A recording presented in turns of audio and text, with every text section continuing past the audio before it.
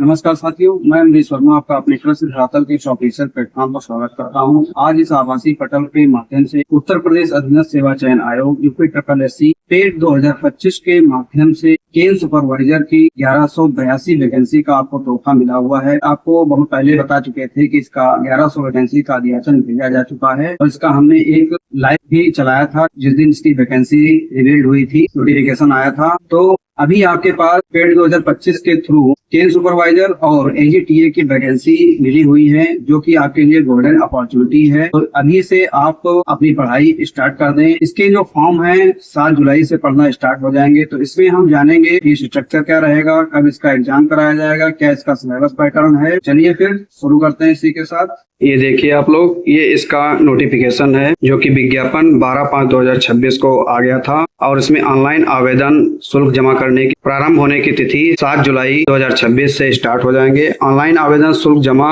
और आवेदन सबमिट करने की अंतिम तिथि 28/7/2026 है। शुल्क समायोजन और आवेदन में संशोधन की अंतिम तिथि 4/8/2026 है। इसमें हम वैकेंसी की बात करें तो ये विज्ञापन संख्या 13 परीक्षा 2026 के अंतर्गत पेट 2025 के अनुपालन में कराया जाएगा और इसमें कुल रिक्त पद हम देखें तो 1182 पद हैं, जिसमें 1000 सामान्य चयन हेतु और 182 पद जो हैं वो विशेष चयन हेतु हैं। इसमें हम आगे इसकी डिटेल के बारे में बात करेंगे वैकेंसी के। और अभी जो इन्होंने पेट 2025 के स्कोर की बात की है तो इसमें नॉर्मलाइज स्कोर 0 या उससे कम या फिर नकारात्मक अंक प्राप्त करने वाले अभ्यर्थियों को इस परीक्षा में शॉर्टलिस्ट नहीं किया जाएगा, यानी इसमें जो है पॉजिटिव रिजल्ट होना चाहिए। इसमें देखिए 2.2 में एक लाइन दी हुई है ऑनलाइन आवेदन भरने की प्रक्रिया में कि अभ्यर्थी की आवेदन की अंतिम तिथि 28/7/2026 तक संबंधित आवश्यक अनिवार्य अर्हता यानी जो शैक्षणिक हैं या अन्य अर्हताएं हैं और तत्संबंधी प्रमाण पत्र आपके पास होना चाहिए। तो अभी तक जिनके पास भी ये चीजें उपलब्ध नहीं है वो अपना सभी समय से कागज कंप्लीट कर लें। आवेदन प्रक्रिया संबंधी निर्देश में आप देख लीजिए कि आप प्रारंभिक अर्हता परीक्षा के रजिस्ट्रेशन नंबर के साथ अभ्यर्थी का लॉगिन किया जाएगा और लॉगिन जो है OTP के माध्यम से करना होगा।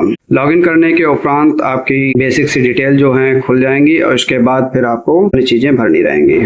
एप्लीकेशन फॉर्म सबमिशन करने के लिए आप फीस पेमेंट इसमें देख लीजिए, credit card, debit card, internet banking या UPI के माध्यम से आप कर पाएंगे। अन्य किसी माध्यम से इसमें भुगतान मान्य नहीं होगा। किसी भी अवस्था में अगर आपका ट्रांजैक्शन फेल हो जाता है तो आप 24 घंटे के अंदर आप उसका समायोजन कर पाएंगे। तो इसमें पेमेंट एक्नॉलेजमेंट रिसिप्ट में जाएंगे, होम पेज पर जाने के बाद उसको अपडेट और ट्रांजेक्शन ID पर आपको लॉगिन करना होगा। फिर डबल वेरिफिकेशन के द्वारा आपका शुल्क का भुगतान समायोजित कर दिया जाएगा। आवेदन शुल्क के बारे में बात करें तो इसमें अनारक्षित, अनरिजर्व कैटेगरी, अन्य पिछड़ा वर्ग, OBC, अनुसूचित जात, SC, अनुसूचित जनजात, ST सभी कैंडिडेट्स के लिए इसमें 25 रुपए ही शुल्क देय होगा क्योंकि ये पेट के थ्रू है। आवेदन पत्र में संशोधन करने के लिए अभ्यर्थी का आवेदन अंतिम रूप से सबमिट होने के उपरांत ही आप उसमें संशोधन कर पाएंगे, जो कि OTP के माध्यम से किया जाएगा। इसमें कुल विज्ञापित पदों की संख्या की बात करें तो विभाग का नाम है गन्ना अधिष्ठान एवं चीनी अधिष्ठान। इसमें केन सुपरवाइजर का पोस्ट होगी और इसमें लेवल या वेतनमान ग्रेड पे की बात करें तो लेवल 4 है और वेतन न्यूनतम 25,500 और अधिकतम आपका 81,100 रुपए है। इसमें अनरिजर्व की 402 सीट है, SC की 210 है, ST की 16 है और अन्य पिछड़ा वर्ग OBC की 272 है, EWS की 100 है, यानी टोटल पद 1000 है जो कि परमानेंट यानी स्थायी है। सेकंड नंबर पे गन्ना अधिष्ठान एवं चीनी अधिष्ठान, गन्ना पर्यवेक्षक इसका विशेष चयन के आधार पर है। इसका लेवल वेतनमान सेम ही रहेगा, जिसमें कि SC की 8 है, ST की 18 है और OBC की 156 है, टोटल पद 182 है, ये भी स्थायी है। आरक्षण के बिहाफ पे देखें तो इसमें स्वतंत्रता संग्राम सेनानी के लिए 20 है, दृष्टिहीनता एवं कम दृष्टिहीनता की 13 है, बाधिर एवं श्रवण शक्ति में 14 है। इस तरीके से आप इसमें आप देख सकते हैं। और महिला की कुल पद 200 हैं तथा भूतपूर्व सैनिक की 50 हैं, उत्कृष्ट खिलाड़ी की इसमें 20 है। ये इसका क्षैतिज आरक्षण का विवरण है। दिव्यांगजन एवं पद संख्या विभाग द्वारा चिन्हांकित उप श्रेणियां। आरक्षण संबंधी प्रावधान में देखें तो यूपी के अनुसूचित जातियों, उत्तर प्रदेश के अनुसूचित जातियों, उत्तर प्रदेश के अन्य पिछड़ा वर्ग एवं उत्तर प्रदेश के आर्थिक रूप से कमजोर वर्ग के अभ्यर्थियों के लिए आवश्यकता अनुसार इसमें छूट जो होगी वो आपको देय होगी। अब इसमें हम EWS की बात करें जो कि इकोनॉमिकली वीकर सेक्शन के अंतर्गत आते हैं। इसमें वो कैंडिडेट अप्लाई कर पाएंगे जिनकी वार्षिक आय यानी वित्तीय वर्ष के 8 लाख रुपए से कम हो और इसमें इसमें EWS में 10% आरक्षण दिया जाता है टोटल वैकेंसी का। तो वित्तीय वर्ष का एक आपका सर्टिफिकेट बनेगा और वो तभी तक के लिए मान्य होगा, तो इसको आप अभी से बनवा लें।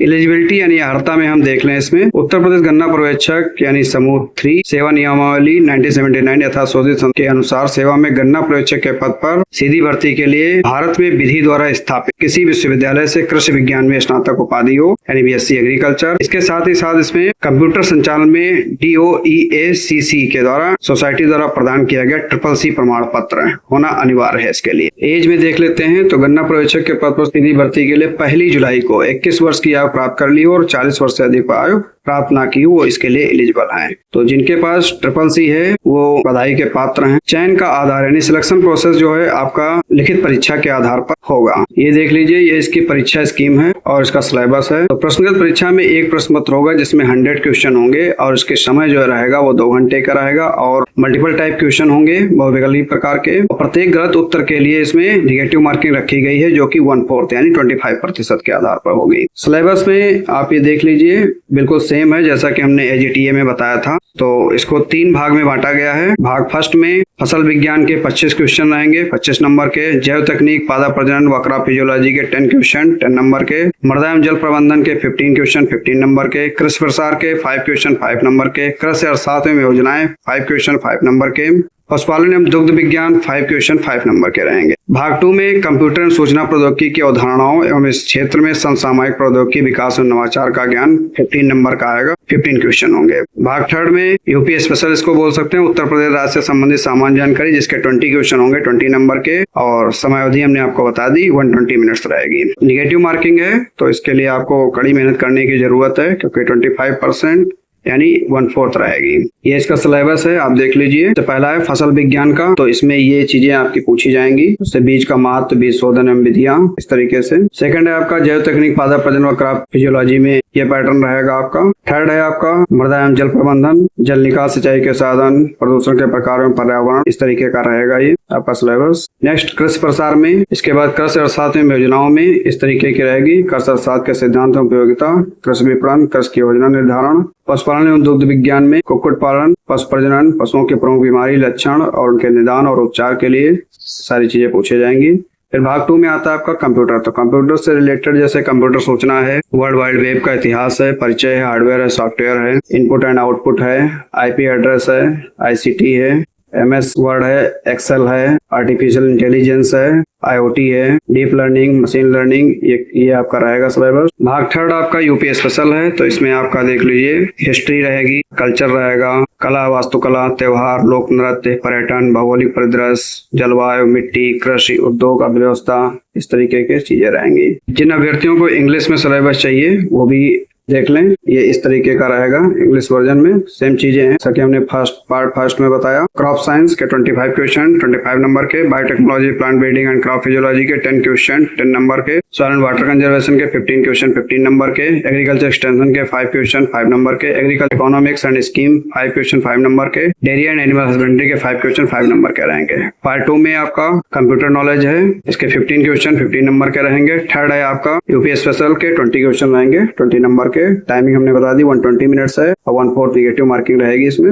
ये इसका इंग्लिश में सिलेबस है, क्रॉप साइंस का हो गया। नेक्स्ट है biotechnology, plant breeding and crop physiology, soil and water conservation, agriculture extension, agriculture economics and schemes, dairy and animal husbandry.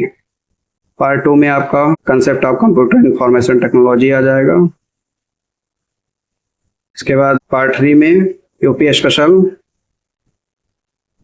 लिखित परीक्षा के संबंध में एक विशेष नोट है, आप देख लीजिए। इसमें दिया हुआ है विज्ञापन संख्या 13 परीक्षा 2026 गन्ना पर्यवेक्षक मुख्य परीक्षा की लिखित परीक्षा अभ्यर्थियों की शॉर्ट लिस्टिंग उनके पेड 2025 के नॉर्मलाइज स्कोर के आधार पर की जाएगी। प्रश्नगत विज्ञापन के अंतर्गत विज्ञापित पदों के सापेक्ष श्रेणीवार 15 गुना अभ्यर्थियों को अंतिम कट ऑफ अंतर नॉर्मलाइज स्कोर 0.02 स्थान तक धारित करने वाले समस्त अभ्यर्थियों को सम्मिलित करते हुए लिखित परीक्षा शॉर्ट लिस्ट किया जाएगा, यानी 15 गुने तो इसमें अनिवार्य रूप से बुलाए जाएंगे। अब इसकी क्या कट ऑफ लगेगी उसकी भी हम बारे में बात करेंगे, एक शॉर्ट्स के रूप में हम आपको दे देंगे। अभ्यर्थियों के लिए महत्वपूर्ण अनुदेश हैं, उत्तर प्रदेश के आरक्षित श्रेणी के सभी अभ्यर्थी आवेदन में अपनी श्रेणी अवश्य अंकित करें। एक से अधिक आरक्षित श्रेणी का दावा करने वाले अभ्यर्थी को केवल एक ही छूट प्रदान की जाएगी, जो अधिक लाभकारी होगी वो उसके लिए मान्य रहेंगे। अभ्यर्थी जो उत्तर प्रदेश राज्य के मूल निवासी नहीं है, उन्हें आरक्षण का लाभ नहीं मिलेगा। ऐसे अभ्यर्थी अनरिजर्व में आएंगे। तो इस तरीके से ये इसकी नियमावली है। महिला अभ्यर्थियों के मामले में पिता पक्ष से निर्गत जाति प्रमाण पत्र ही मान्य होगा, तो इस चीज का ध्यान रखेंगे आप लोग। नेक्स्ट, जो अभ्यर्थी केंद्र या राज्य सरकार की सेवा में सेवारत हैं, वे अपने सेवा आयोजक से प्रश्नगत पदों की चयन प्रक्रिया में प्रतिभाग करने हेतु तो एनओसी लेना